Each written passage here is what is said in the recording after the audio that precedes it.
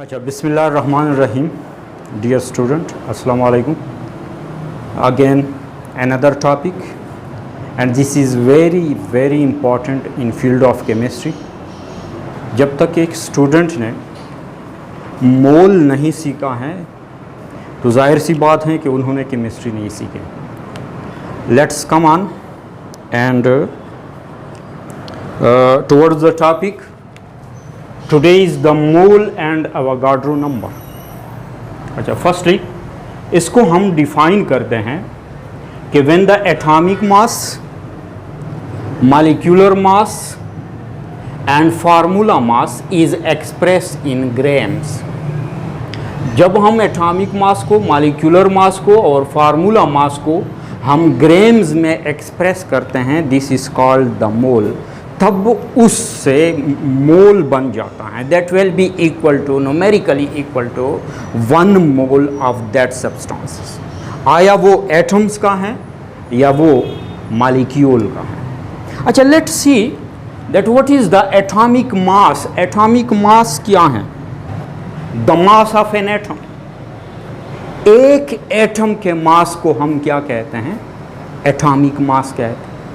अच्छा, अब ये कहां से लिया गया है ये एटॉमिक मास? किसी एक एटम का, जो कि एटम इतना छोटा है कि वो हमें दिखाई भी नहीं देता है, और उसका मास मालूम किया गया है। Actually this is relative atomic mass. Relative means जब उसको हम कंपैरिजन में ले लेते हैं, यानी एक होता है एब्सोल्यूट मेजरमेंट और दूसरा होता है relative measurement. Absolute measurement means 100% correct, और रिलेटिव का मतलब होता है कि जब हम एक मेजरमेंट को किसी और चीज़ से मुकाबलातन ले लेते हैं, और रिलेटिव मेजरमेंट श्योर नहीं होता है कि वो 100% ठीक होता है या नहीं होता है, उसमें खामखा कुछ पॉइंट्स का फ़र्क होता है आफ्टर द फ्रैक्शन के बाद। अच्छा, अब देख ले, atomic mass is also a relative measurement. ये रिलेटिव एटॉमिक मास। अब the mass of an atom, थोड़ा सा हम इसको एक्सटेंड कर देते हैं। अच्छा, अब relative atomic mass, totally the mass of an atom, किसी एलिमेंट के एटम का वो mass taken or measured in comparison to carbon 12। यानी किसी भी एटम का अगर आप एटॉमिक मास मालूम करना चाहते हैं तो उसको हम कार्बन 12 के साथ कंपेयर कर देते हैं। जिस तरह कि आप फॉर एग्जांपल बाज़ार में 1 किलो टमाटर लेना चाहते हैं तो दुकानदार क्या काम करता है? दुकानदार तराजू में, बैलेंस में एक साइड पे 1 किलो लोहा रख देते हैं, और दूसरे साइड पे एक टमाटर को डाल के जब आपस में इक्वल हो जाए तो the tamatar weight will also be equal to 1 kg। Now the tamatar weight is या mass is that mass taken in comparison to 1 kg of this iron बार।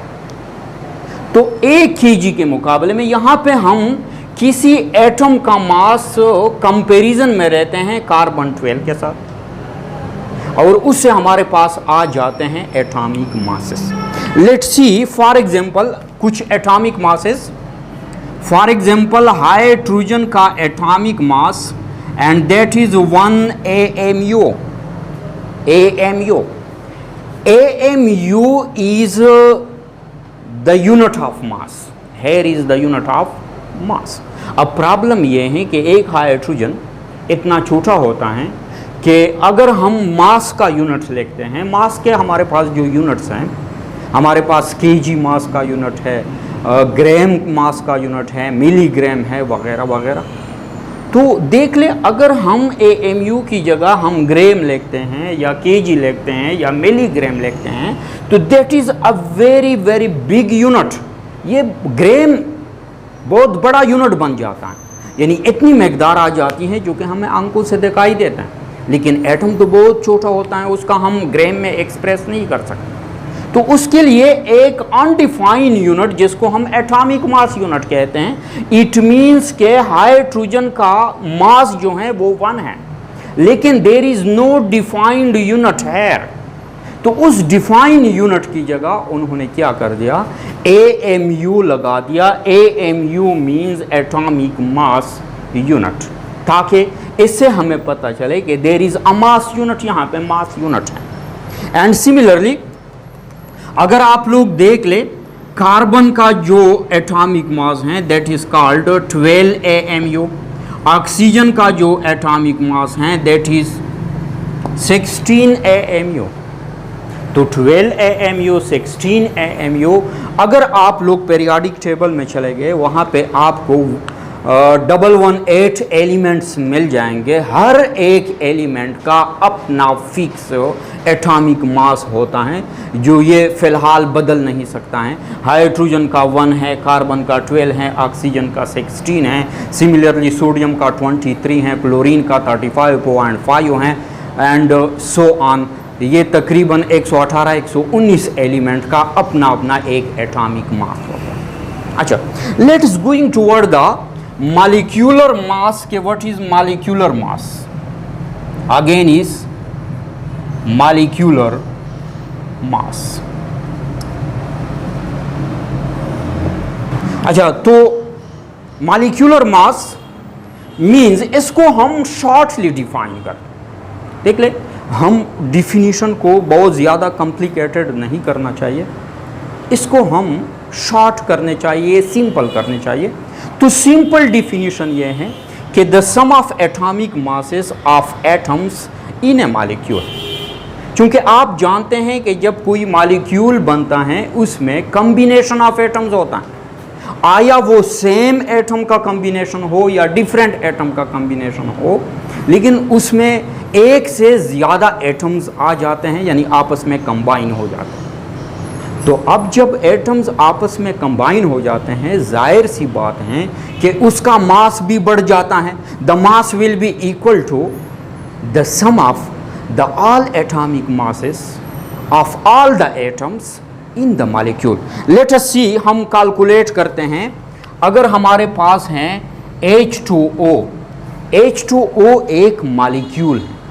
अब अगर हम देख ले, यहाँ पे 2 हाइड्रोजन है और 2 हाइड्रोजन, एक हाइड्रोजन का एटॉमिक मास जो है वो 1 AMU है, प्लस यहाँ पे एक ऑक्सीजन है और एक ऑक्सीजन का एटॉमिक मास जो है वो तकरीबन 16 AMU है। तो दोनों को हम सम करते हैं, तो सम से हमारे पास आ जाता है 18 AMU, 18 AMU। अच्छा, मॉलिक्यूलर मास के लिए यूनिट पेयर वही AMU होगा। क्यों? क्योंकि जब हम मॉलिक्यूलर मास कैलकुलेट करते हैं तो उसके अंदर हम एटॉमिक मास AMU और AMU को आपस में सम कर दें, तो AMU plus AMU will be again the AMU। तो हमारे पास जो मॉलिक्यूल्स हैं, मॉलिक्यूल का मॉलिक्यूलर मास जो होगा ये समेशन होगा उस मॉलिक्यूल के अंदर जितने एलिमेंट हैं उसके एटम्स का एटॉमिक मास जमा करने से। Let's doing some other examples ताकि आप लोगों को वाज़ेह तौर पे समझ आ जाए। Let's an other molecule just like carbon dioxide, that is another molecule. अब इसका मॉलिक्यूलर मास क्या होगा? मॉलिक्यूलर मास होगा 1 कार्बन है और 1 कार्बन का एटॉमिक मास है 12 AMU प्लस 2 ऑक्सीजन है और हर एक ऑक्सीजन का एटॉमिक मास है 16 AMU, 16 AMU। अच्छा, अब देख ले, इससे हमारे पास आता है 1 × 12 दैट इज 12 AMU और प्लस ये आता है हमारे पास 32 AMU, 12 plus 32 that is equal to 44 AMU, 44 AMU. Now 44 AMU is the molecular mass of carbon dioxide. Let's doing another example. For example H2 ले लेते हैं, H2 SO4 को ले लेते हैं, 2 हाइड्रोजन, एक हाइड्रोजन का 1 AMU प्लस 1 सल्फर और 1 सल्फर का 32 AMU प्लस यहाँ पे 4 ऑक्सीजन और हर एक ऑक्सीजन का है 16 AMU। तो ये हमारे पास बन जाता है 2 AMU प्लस 32 AMU और ये 64 AMU। इन सारे AMU को हम जमा कर दे तो हमारे पास आता है 98 AMU, 98 AMU। And similarly you can calculate the molecular mass of any type of molecule with the help of this method। इस मेथड के ज़रिए आपके पास जो भी मॉलिक्यूल हैं, हर एक मॉलिक्यूल का एक फिक्स मॉलिक्यूलर मास आता है और ये मॉलिक्यूलर मास हम ज़ाहिर कर देते हैं इन AMU। अच्छा, अगेन एक और चीज़ है यहाँ पे molecular mass, formula mass. Formula mass is again just like the molecular mass, but this is for the ionic compound. Formula mass, अच्छा, formula mass is like molecular mass, but the difference is कि molecular mass हम अक्सर organic molecule के लिए इस्तेमाल करते हैं और फार्मूला मास अक्सर हम इनऑर्गेनिक या आयनिक मॉलिक्यूल के लिए ज़ाहिर करते हैं। Like see for example NaCl, sodium chloride, तो सोडियम का है 23 AMU प्लस क्लोरीन का है 5 AMU, तो इसका बनता है 58 AMU। Now the 58 AMU is the formula mass of formula unit, that is now called formula unit। Formula unit, अब इसके लिए फार्मूला यूनिट को जाहिर कर देते हैं। अच्छा, अब देख ले यहां पे when atomic mass, molecular mass और फार्मूला मास, आप लोगों ने एटॉमिक मास में देखा कि उसके मास के साथ हम AMU इस्तेमाल करें। मॉलिक्यूलर मास को देखा कि उसके मॉलिक्यूलर मास के को हम रिप्रेजेंट करते हैं AMU को, और सिमिलरली फार्मूला मास को देख लिया जिसका हम फार्मूला मास रिप्रेजेंट करते हैं इन AMU। तो AMU में ज़ाहिर कर, लेकिन मोल की डिफिनीशन में कहते हैं कि अगर इन चीज़ों को हम मोल की बजाय हम ग्राम में ज़ाहिर कर दें, अब अगर इसके साथ हम ग्राम लगा देते हैं तो आइए देखते हैं कि इसकी वजह से कौन कौन से चेंजेस आ जाते हैं। Let's going toward. अच्छा, अगर हम फॉर एग्जांपल कह दे कि हमारे पास हाइड्रोजन है और हाइड्रोजन का atomic mass that is 1 AMU, similarly carbon का atomic mass that is 12 AMU, similarly oxygen का एटॉमिक मास 16 AMU। ये उसका एटॉमिक मास है, that is called the atomic mass. Similarly अगर हम कुछ मॉलिक्यूल्स को लिख देते हैं and that will be called as a molecular mass, और मॉलिक्यूलर मास हमारे पास है just like example H2O that is equal to AMU और carbon dioxide that is 44 AMU। Video में आगे देख ले, हमने इन मॉलिक्यूल का मॉलिक्यूलर मास भी कैलकुलेट किया था, सिर्फ वही लिख दिया और उसके साथ हमने AMU लिख दिया। AMU का मतलब है कि अब ये मॉलिक्यूलर मास, और AMU का यहाँ पे मतलब है कि ये जो हमने लिख दिया this is the atomic masses of that elements, ये एलिमेंट का। And similarly again formula mass,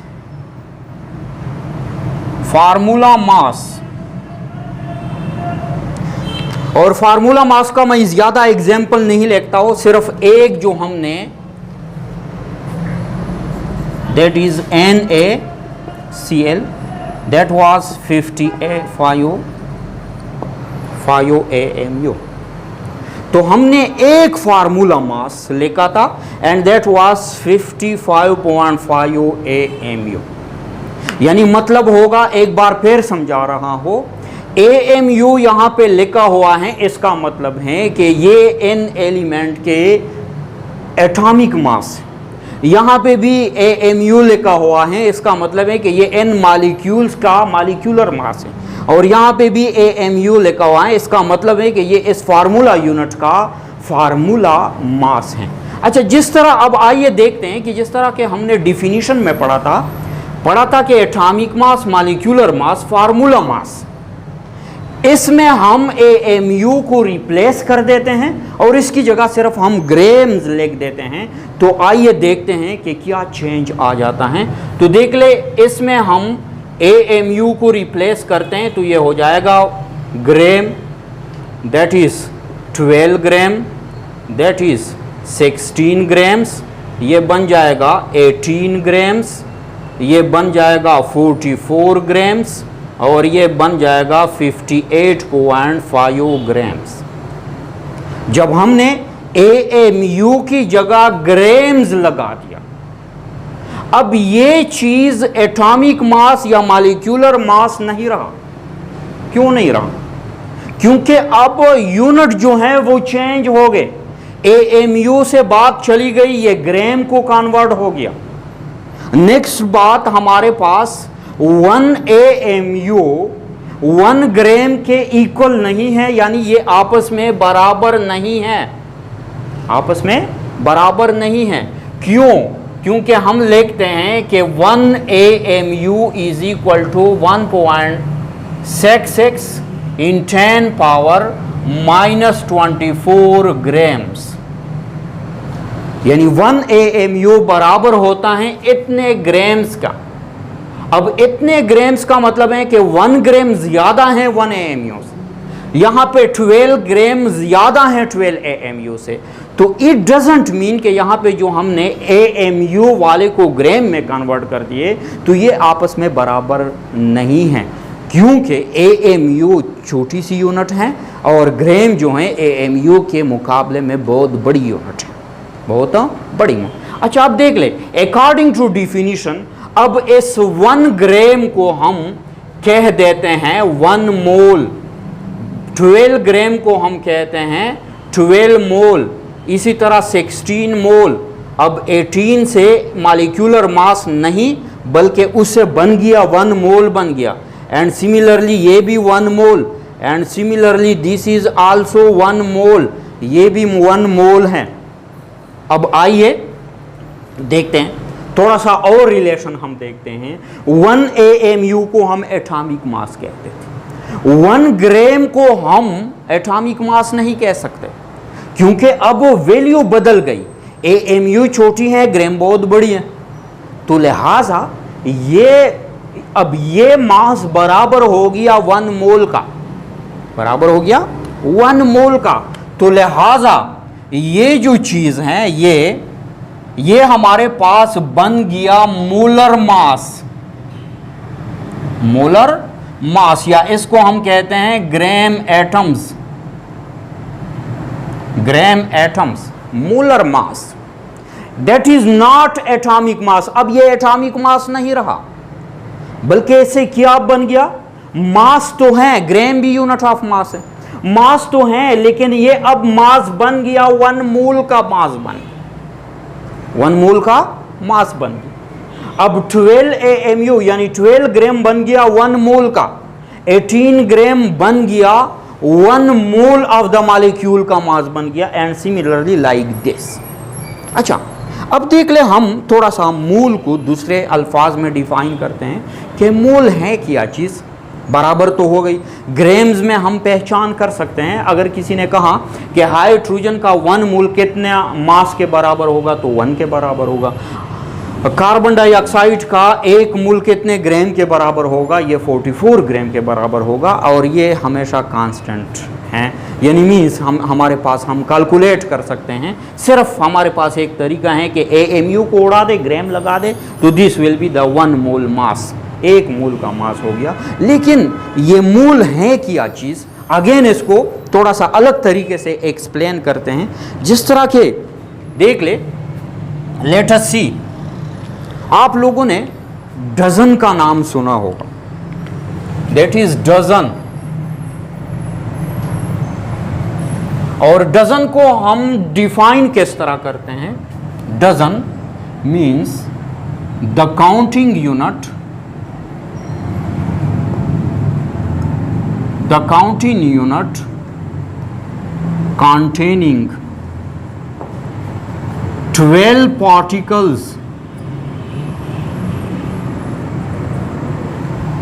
12 particles. Dozen means the counting unit containing 12 particles. यानी डजन मीन्स दर्जन, यानी एक दर्जन काउंटिंग यूनिट है और इसमें कितने पार्टिकल आते हैं? 12। अब वो पार्टिकल से हमारा मतलब होगा, पार्टिकल में be bananas, 12 banana is 1 dozen, may be mango, 12 mango is 1 dozen, and may be pen या marker, 12 pen is 1 dozen equal to 1। Similarly there is an other unit, there is an other unit which is called gross. Define करते हैं the counting unit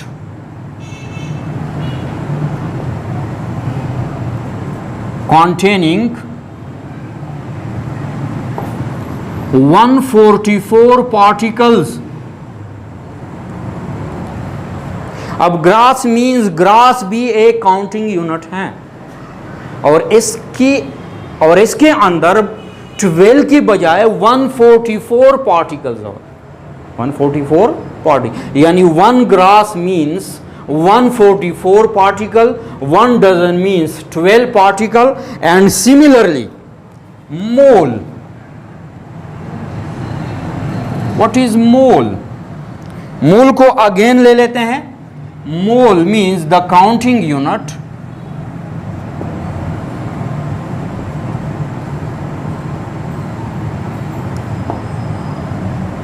the counting unit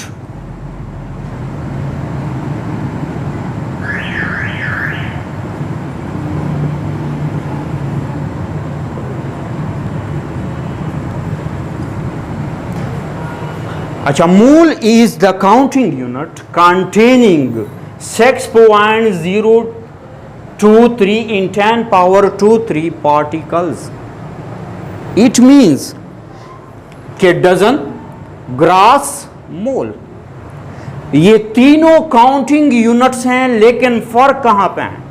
in their number of particles हैं। यहां पे 12 particles, यहां पे 144 particles और यहां पे हैं 6.023 in 10 power 23। That is the mole. अच्छा, what is this number? This number is called Avogadro.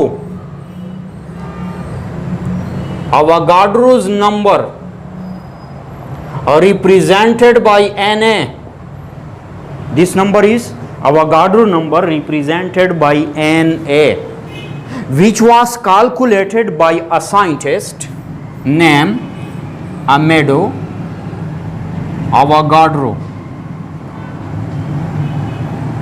Scientist था, उन्होंने कैलकुलेट कर दिया। क्या कैलकुलेट कर दिया? कैलकुलेट किया कि 1 mole of anything, 1 mole of anything will have 6.023 या 22 in 10 power 23 particles।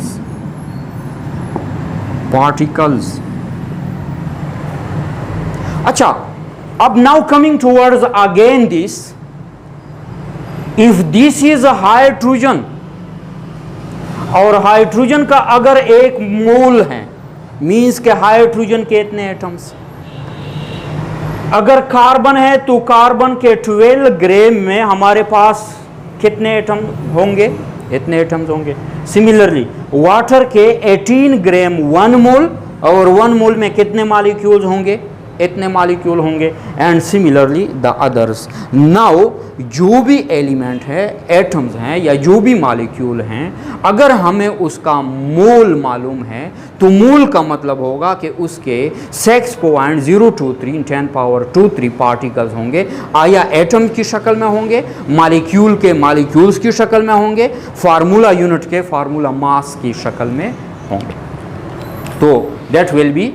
अच्छा, लेट्स डूइंग अनदर एग्जाम्पल। एक सिंपल सा एग्जाम्पल लेते हैं कि हर चीज़, ये जो हमने यहाँ पे 1 मोल, तो 1 मोल ये जो चीज़ हैं 1 mole that have how many again equal to 10⁻⁵ and 23 particles, ये अगेन बराबर हैं इतने पार्टिकल्स।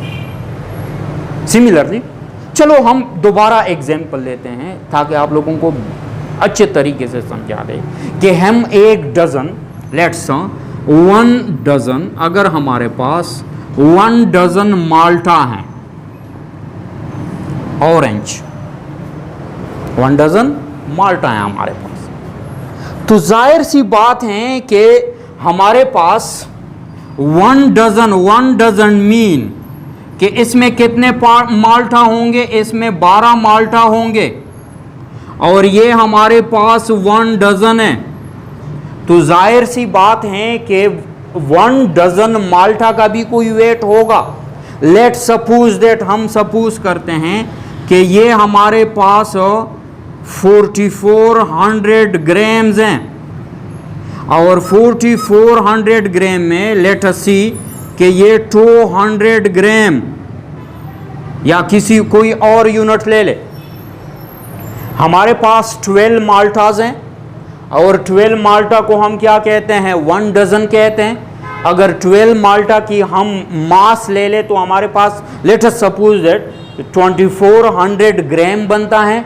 अब इस 12 में एक माल्टे का भी मास होगा, लेट अस सपोज कि वो 200 है। तो let us see for example, यहां पे हमने हाइड्रोजन का लिख दिया, हाइड्रोजन का रिलेशन, यहां पे हम हाइड्रोजन का रिलेशन हम लिख देते हैं कि 1 AMU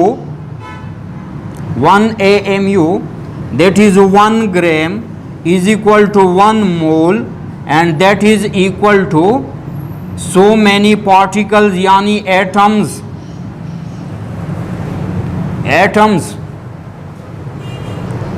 मतलब है कि हमारे पास अगर इतने एटम यानी 1 अवोगाड्रो एटम्स हैं, अवोगाड्रो नंबर्स एटम्स हैं, तो अवोगाड्रो नंबर, इसको हम फिर कहते हैं कि ये 1 मोल एटम ऑफ हाइड्रोजन है, और 1 मोल यानी इतने एटम का मास क्या है, 1 ग्राम है, 1 ग्राम है। और 1 AMU का मतलब है कि इतने एटमों में एक एटम का वजन यानी मास कितना है, वो 1 AMU है, 1 AMU है। जिस तरह के एक माल्टे का वजन, ये 12 माल्टे का वजन बराबर है 1 डज़न, और 1 डज़न के अंदर कितने माल्टे आते हैं, 12 माल्टे आते हैं। सिमिलरली ये रिलेशन हम किस तरह पढ़ेंगे, एक एटम का वजन, लेकिन हाइड्रोजन का एक मोल का वजन यानी इतने एटमों का वजन, और सिमिलरली 1 मोल के बराबर हो गया, और 1 मोल में कितने पार्टिकल, वो तो काउंटिंग यूनिट है, उसमें फिक्स नंबर ऑफ पार्टिकल हैं, and that is called the Avogadro number. अब अगर किसी ने कह दिया आपको कि जाके मेरे लिए, किसी ने कह दिया कि जाके मेरे लिए 1 मोल वाटर ले आए, 1 मोल वाटर चाहिए, 1 मोल वाटर चाहिए, तो कितने ग्राम्स लाएंगे उसके लिए? आसान सी बात है, वाटर का यानी वाटर मीन्स H2O,